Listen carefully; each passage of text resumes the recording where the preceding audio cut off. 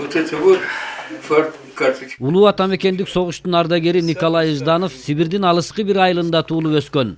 Ал Кам майданга 17 жашында аттанып, биринчи Прибалтика фронтунда байланышчы болуп кызмат өтөгөн. Я еще настолько молодой солдат был. Мен согушка бала бойдон эле барганмын. Ошол үчүн коркконду деле билбей, баарына таң калуу менен карай бердим. Качан гана жанымдагы курдаштарым окко учканда согуштун чыныгы жүзүн көргөндөй болдум. Николай Жданов согушта катуу жарадар болот. Эки кабырганын ортосуна токтоп калган октун калдыгын дарыгерлер көпкө чейин таба албай, тапкандан кийин ала албай убара чегишкен.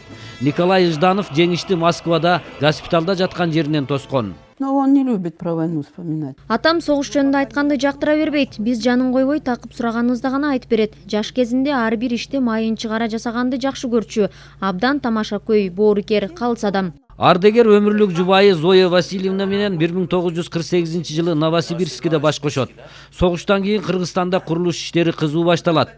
Ардагер аял экөө Кыргызстанга келип, Токмок шаарын курууга катышат. Мы сюда приехали. Биз Кыргызстанга 1964-жылы келдик. Токмоктогу кичи райондорду, эт комбинатын, сүт заводунун курулушуна катыштык. Анан бизге азыр жашап жаткан ушул үйдү беришти. Ошол бойдон Кыргызстанда жашап калдык. Быйыл Николай Жданов 90 жашка чыкты. Улгайган жашына карабастан ардагердин баскан турганы тың.